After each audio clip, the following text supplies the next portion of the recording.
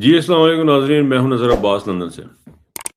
आज 24 जुलाई 2026 और जुम्मे का दिन और आपको रिमाइंडर फिर कि 236 दिन हो गए आसिम मुनीर की इस फस्ताई ज़दा हुकूमत को, डिफेक्टो मार्शल लॉ को और इमरान खान साहब को तकरीबन 1000 से ऊपर दिन होने वाले हैं और तकरीबन 3 साल पूरे होने वाले हैं और आपको फिर रिमाइंड करवाना है कि इमरान खान साहब अभी तक जेल में हैं। यूं की त्यों उनके हालात हैं।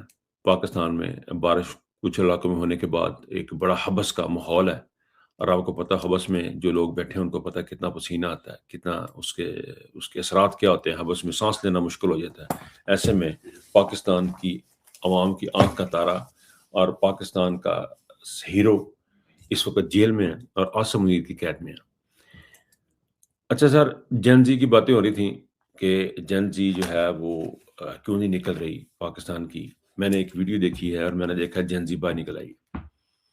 जेन ज़ी कैसे बाहर निकल आई है? क्योंकि पाकिस्तान में हुई हैं जी बारिशें। लाहौर में इस वक़्त ये है कि लाहौर जो है कोई पहले तो जैसे गोडे-गोडे पानी, ये सर जी कंधे-कंधे तक पानी आया हुआ है, बेशुमार जगहों पे। और जेन ज़ी इस तरह निकली है जिस तरह बारिश के बाद कीड़े निकलते हैं। और जेन ज़ी ਜਿਹੜੀਆਂ ਨੇ ਸ਼ਲਵਾਰਾਂ फैला के पानी ਦੇ ਵਿੱਚ बैठे ने और एन्जॉय कर रहे हैं। पाकिस्तान की जेन ज़ी हमारी जो नेक्स्ट जनरेशन है, जो आने वाली जनरेशन है, हमारी कौम के जो हमारे बच्चे हैं, जिनको हम अपने सीने से लगा के रखा हुआ है, जिनको हम कहते हैं बाहर नहीं करना, मारे जाओगे, अंदर रहो, दुनिया और आखिरत आपकी हो जाएगी। हम इस किस्म के घटिया बुजुर्ग हैं। मैं तो अपने बच्चों को बिल्कुल तालीम नहीं देता कि तो आप घर बैठो। मेरी बेटी यहाँ पे फ़लस्तीन के जो झंडे होते हैं, उनको उठा के ऐसे ऐसे जहाज़ों में भी हिस्सा लेती है और कॉलेज यूनिवर्सिटी में भी जाती है और मुझे बड़ा फ़ख्र फ़ील होता है कि मेरी बेटी जो है, बल्कि कई दफ़ा तो मैंने सोचा भी है कि इसको पता नहीं एडमिशन भी मिलेगा कि नहीं मिलेगा, इंटरव्यू के लिए जा रही है। लेकिन उसने कभी ऐसा फ़ील नहीं किया, बल्कि बाप से ज़्यादा ताकतवर फ़ील होते हैं। फिर हमें भी हौसला मिलता है, इस उम्र में बुज़ुर्गों को भी हौसला मिलता है कि हमारे बच्चे बड़े तगड़े हैं and we stand with them. और ये पाकिस्तान के माँ-बाप को उसके साथ उनके साथ खड़े होना चाहिए था, खड़ा होना चाहिए है। बहरहाल ये एक सिरसी सी बात है कि बात मैं कर रहा था जेन ज़ी की। जेन ज़ी हमारी निकल आई है। और वो उस वक़्त निकली है जब मरियम का मेकअप उतर गया। मरियम के लाहौर का जब मेकअप उतरा है, तो जेन ज़ी ने बड़ा एन्जॉय किया और निकले ने बाहर उन्होंने कहा मौजां ही हो गईयां, पानी पानी हो गया जनाब, इत्थे नहाओ। तो जेन ज़ी बाहर भी निकली है, बाहर एन्जॉय कर रही है, मोटरसाइकिलों को धक्के लगा रही है, गाड़ियों को धक्के लगा रही है और मरियम का जब मेकअप उतरता है लाहौर का, मरियम के लाहौर का जब मेकअप उतरता है, अच्छा मरियम का भी उतरा है किसी दिन देखांगे। ये भी किसी दिन टाइम आएगा कि मरियम का मेकअप उतरा होगा, लोग देखेंगे। तो उनको अंदाज़ा होगा कि जो इस वक़्त लाहौर की सिचुएशन है, वही हमारी चीफ़ मिनिस्टर की भी सिचुएशन है।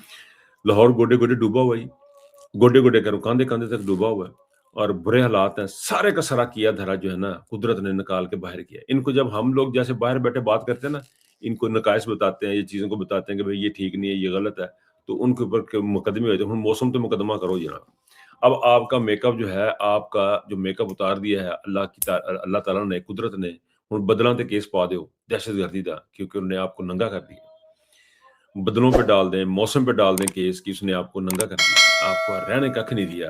कुदरत के ऊपर केस कर दें, कुदरत को नोटिस भेज दे दें, सीसीडी वाले फड़ लें या जो भी इदारे आपके हैं, वो इन बदलों के पीछे पड़े हैं कि जिन्होंने आपका मेकअप उतारी है और आपको नंगा कर दिया है और रुसवा कर दिया है। ये है वो सारी हकीकत जो आपकी थी, मरियम की थी। और ऐसे में अब देख लें कि अभी एक तरफ ये सितम-ज़रीफ़ी है कि आपका मेकअप उतर गया है और दूसरी तरफ एक और चीज़ हो रही है कि घंटे-घंटे बाद पेट्रोल की प्राइसें बढ़ाई जा रही हैं। अब जो मेरी खबर लास्ट जो मुझे पता लगी प्राइस वो ये थी कि ₹332 का पेट्रोल हो गया 1 लीटर। अंदाज़ा करें आप। यानी घंटे-घंटे बाद डेली बेसिस पे पेट्रोल जो है ना वो बढ़ रहा है। और किसी ने बड़ी खूबसूरत बात की जी कि पाकिस्तान की पेट्रोलें जो है ना वो जंग के साथ मुंसलिक कर दी गई हैं। तो अगर सिर्फ़ धमकी होगी तो ₹5 बढ़ेगा, अगर वहाँ से कोई मिसाइल चलेगा तो ₹200 होगा, बम धमाका होगा ₹100 होगा, इस तरह करके हमारी प्राइसें ऊपर जाया करेंगी। और फिर नीचे आने का तो आपको पता है कि यहाँ पे चांस इतना है नहीं, पर नीचे तो हमारी प्राइसें आती नहीं है, नीचे तो कभी कोई चीज़ गई ऊपर गई, थल्ले नहीं आई, ऊपर ही गई है, ऊपरों फिर ऊपर निकल गई है। तो ये सूरत-ए-हाल है। बड़ी अफ़सोसनाक खबर है वैसे है ये चीज़ कि हमारे हमारे लोग जो हैं, वो बारिश के पानी के साथ एन्जॉय करने के लिए निकले हुए हैं, लेकिन फुटबॉल का मैच देखने के लिए भी निकले हुए हैं। ये इनको यहाँ पे क्या प्रॉब्लम है? मैं इसको समझना चाह रहा हूँ, ये बड़ी स्टडी है। ये बड़ी एक सोच का ये मुकाम है कि ये दिल में बेतहाशा मुझे कोई ऐसा बंदा नहीं मिलता जो कि दिल में गालियाँ ना निकाल रहा हो।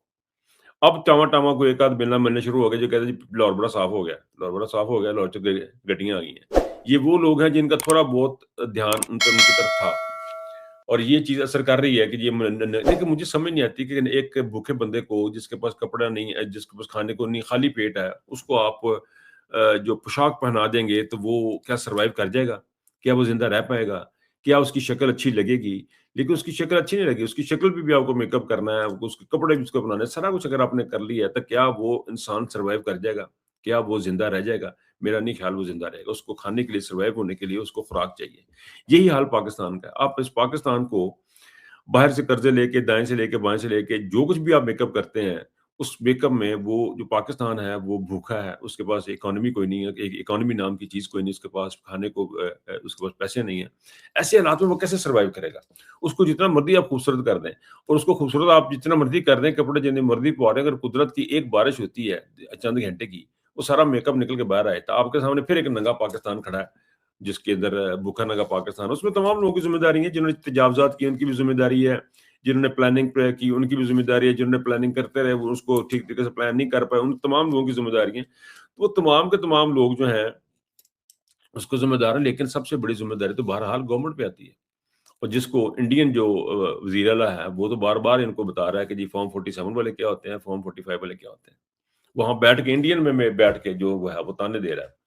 कि जब आपने लोगों को पास जाना हो, लोगों से वोट लिए हों, तो आप किस तरह रिएक्ट करते हैं? क्या आप काम करते हैं? जब आपने वोट ना लिए हों और मुफ्त की कुर्सी पे आके बैठे, तो आपके रवैये क्या होते हैं? जो हलाल की कमाई से बंदे ने जो गाड़ी लेता है ना, जो बंदा उस गाड़ी का बहुत ख़्याल रखता है, उसको साफ़ भी रखता है, उसके पेट्रोल का भी ख़्याल रखता है, सर्विस का भी ख़्याल रखता है, सारा कुछ करता है। लेकिन जिसने हराम की ली हो पैसे या किसी की गाड़ी चला रहा हो और खड्डे च भी मारेगा, स्पीड ब्रेकर च भी मारेगा, ਉਹਨੂੰ ਕੋਈ फ़िक्र नहीं गड्डी किधर जांदी है, पुरजे डिगदे नहीं डिगदे और ही डोंट केयर। तो ये पोज़ीशन अब हमारे पाकिस्तान की बनी हुई है। अच्छा, ये तो सारी जो चीज़ें चल रही हैं, वो तो पाकिस्तान की चल रही हैं। अब अंदर एक बड़ा अजीबो-गरीब काम हुआ है जी, उन्होंने एक नवे जनरल साहब हैं, आमिर रज़ा साहब, उनकी उन्होंने प्रमोशन हुई है, वो 4 स्टार लगे हैं जी फ़ौज के अंदर आके। फ़ौज के अंदर 4 स्टार जनरल साहब एक लगे हैं, आमिर रज़ा साहब, ये भी ओटीएस से ही हैं, ये भी इनके कुसंगी बेली हैं, आसिम मीर साहब के।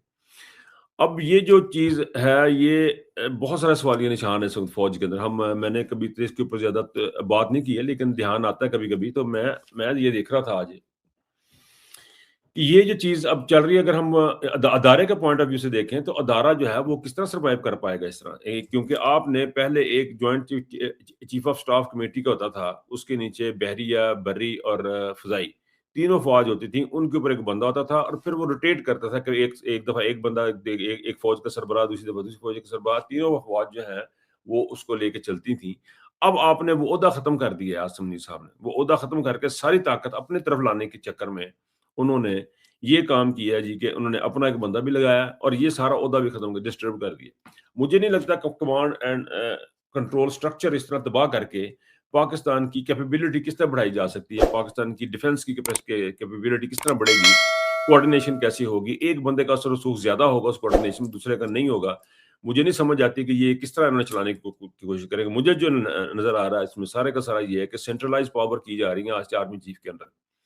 हालाँकि जब जॉइंट चीफ ऑफ स्टाफ होता है, तो जॉइंट चीफ ऑफ स्टाफ जो है वो ऊपर होता है आर्मी चीफ से, नेवल चीफ से और बर्री चीफ से। बर्री, बहरी और बर्री ये तीनों फ़ौज से।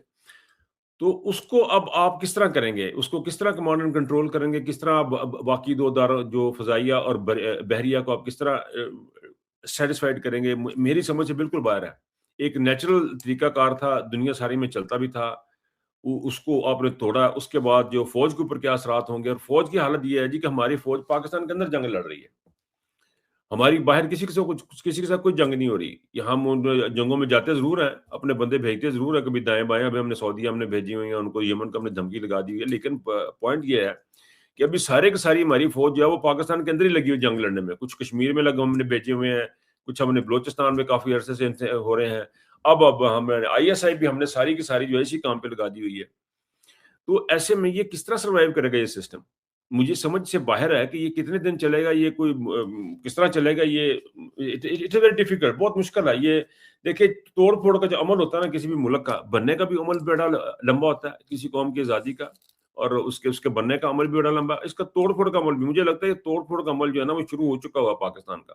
आसिम मुनीर के आने से पाकिस्तान के तोड़-फोड़ का अमल शुरू हो चुका हुआ है और उसको अब 10 साल लगेंगे, 15 साल लगेंगे, अगर किसी ने आके बीच में से इसको नहीं रोका, अगर जेन ज़ी नहाने से फ़ारिग ना हुई और वो अपने तालाबों में चुभियाँ लगाने से फ़ारिग ना हुए, पूंडी करने से फ़ारिग ना हुए, इस कौम में जो चीज़ें हैं, यानी कि मुजरा हो रहा तो हज़ारों रुपए की बेलें होती हैं और साथ वाले घर में बच्चे भूखे सो रहे होते हैं। अगर जब तक ये हालात हमारे ख़त्म ना हुए, ये चीज़ें हमारी ना हुई, तो फिर ये काम को जो है ना वो तेज़ी से होता चला जाएगा और पाकिस्तान की तोड़-फोड़ जो है वो होगी।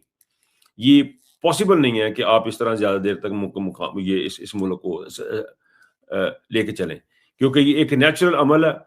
क्योंकि जब तक आप कानून और इंसाफ के साथ मुल्कों को नहीं लेके चलेंगे तो आपके लिए ये नामुमकिन है कि आप इसको संभाल पाएँ।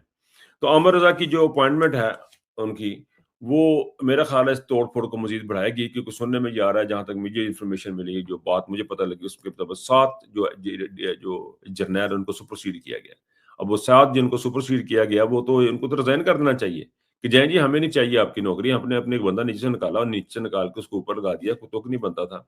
और अगर वो नहीं करते हैं तो इसका मतलब है कि वो 7 के 7 जो हैं वो उन्होंने गुलामी कबूल की हुई है और उसके बाद जो आने वाले हैं वो भी उन्होंने भी गुलामी कबूल की हुई है।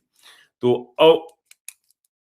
जो सूरत-ए-हाल है कि जो जिस बंदे को जो बनता जिसका हक बनता था, आईएसआई का जो सरबराह है जिसका हक बनता था, इससे ये भी उनको लगता है, उनको हो सकता है कि आसिम मुनीर को ये शक हो कि उसके बारे में ये जो है उसको कंट्रोल नहीं कर पा रहे हैं आसिम मुनीर साहब की जो मकबूलियत है, उसके ऊपर आईबी का चीफ भी कुछ नहीं कर पा रहा, एमआई का भी नहीं कर रहा, आईएसआई का भी कुछ नहीं कर रहा। तो इसमें हो सकता है उसका ये भी एक हो कि उनको लगे कि भई इनको रहने दो इधर ही, इनको यहीं पे फारिग करेंगे। यहीं से निकालेंगे इनको, अगलों को देखेंगे। बहरहाल जो भी है 7 बंदों का सुपरसीड होना कि 1-2 तो हो गया जो समझ आ गई, 7 ਦੇ 7 ਹੀ ਨਾਲ ਫਰਕ ਕਰਦੇ ਨੇ ਥੱਲੇ ਨੂੰ ਉਹਨੂੰ ਕਿ ਤੁਸੀਂ ਘਰ ਬੈਠੋ ਐਸੇ ਜਿਹੜਾ ਬੱਚਾ ਜਿਹੜਾ ਨਾ ਇਹਨੂੰ ਬੱਚਾ ਜਮੂਰਾ ਜਿਹਾ ਅਮਰ ਰਜ਼ਾ ਸਾਹਿਬ ਹੈ इनको ने 4 तारे लाते हैं ਤੇ ਬਹਿ ਕੇ ਦੇਖੋ ਸਰ 4 ਤਾਰੇ ਲੱਗ ਗਏ ਨੇ मुझे इजाजत दीजिए अपना बहुत ख्याल रखिए अल्लाह हाफिज